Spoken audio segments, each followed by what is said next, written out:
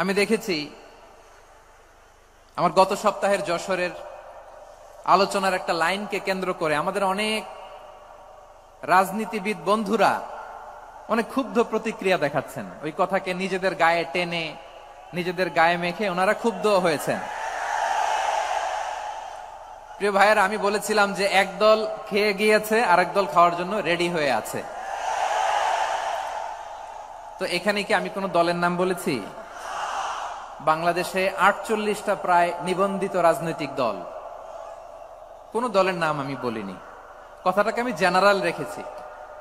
দায়ীদের বৈশিষ্ট্যই এটা, দায়ীরা জেনারেলি কথা বলে, যার যেই মেসেজ নেয়ার তারা সেখান থেকে নিয়ে নেয়।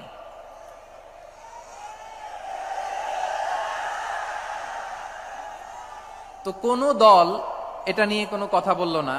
আপনারা এটাকে নিজের গায়ে যে মাখালেন, এটা ঠিক হয়নি। আমি বলবো যে এটা খুবই অনভিপ্রেত হয়েছে। কোন দলকে টার্গেট করে বা কোন দলের পক্ষে আমরা কখনো কথা বলি না। আমরা কোরআনের পক্ষে কথা বলি, ইসলামের পক্ষে কথা বলি, ঠিক কিনা বলেন? সো একটা জেনারেল কথাকে যদি আমার রাজনীতিবিদ বন্ধুরা নিজেদের গায়ে মাখেন, ক্ষুব্ধ প্রতিক্রিয়া জানান, এতে করে সাধারণ জনগণের কাছে একটা নেগেটিভ মেসেজ যাবে ওনাদের ব্যাপারে। এটা হোক আমরা চাই না। এদেশের যত এই যে আমার ভাইয়েরা, এই যে আমি এই যে কথা বলতেছি, সাদা টুপি, ও আচ্ছা আচ্ছা, চলে যাবেন না? একটু জায়গা দিয়ে দেন ওনাকে। হয় কি, লক্ষ লক্ষ মানুষের ভিড়ে আপনি যদি উঠতে চান খুব কঠিন হয়ে যায়। যদি পারেন একটু বসেন, আর না পারলে ভাইকে একটু জায়গা দিয়ে দেন। আমার দিকে তাকান। আমরা চাই না এদেশে চাঁদাবাজি, দখলবাজি থাক, ঠিক কিনা বলেন? এদেশে কোনো দুর্নীতি থাক, টেন্ডারবাজি থাক, এগুলো আমরা চাই? আই হেট পলিটিক্স একটা জেনারেশন আছে, এই বেশিরভাগ জেনজি অফ সিলেট, এরা আই হেট পলিটিক্স জেনারেশন। এরা পলিটিক্স কে পছন্দ করে না। তো কেন করে না, এর দায়ভার আমাদের আছে না নাই? আছে।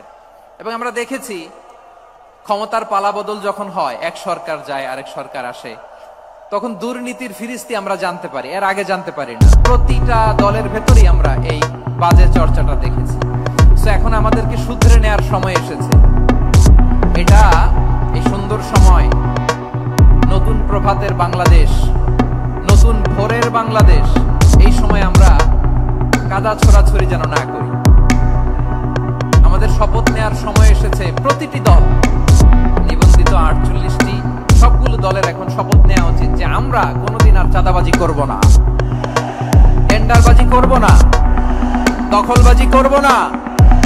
আমরা সবসময় দেশের পক্ষে থাকব, সবসময় দেশের পক্ষে থাকব। সেই কথাগুলো ছিল ভেরি জেনারেল। যে কথাগুলো আমরা জেনারেলি বলি, এগুলো জেনারেলি আপনারা নেবেন। আমার রাজনীতিবিদ বন্ধুদের কাছে এটাই আমার কামনা। আর এই জাতীয় বার্তা যখন আমরা দেই, তখন যদি আপনি বলেন পারলে রাজনীতিতে আসেন, পারলে দল করে দেখান, এটা হইল? আমি কি এরকম কোনো কথা বলেছি? না। আমি একজন মুফাসসিরে কোরআন, আমি একজন আলেম। এর বাইরেও আমার সবচেয়ে বড় পরিচয়, আম আ সিটিজেন অফ বাংলাদেশ। আমি বাংলাদেশের একজন সাধারণ নাগরিক। আমার দেশের যে কোনো সমস্যা, যে কোনো ইনকনসিস্টেন্সি, অসঙ্গতি নিয়ে মত প্রকাশের স্বাধীনতা আমার আছে না নাই? আপনারা একটু বাক স্বাধীনতার কথা বলেন, ফ্রিডম অফ স্পিচের কথা বলেন, বাক স্বাধীনতার কথা বলেন। আপনারাই যদি আবার কোনো মন্তব্যের কারণে বলেন যে রাজনীতির মাঠে আসেন, দল করেন, দেখি কতটুকু পারেন, ঠিক হবে না।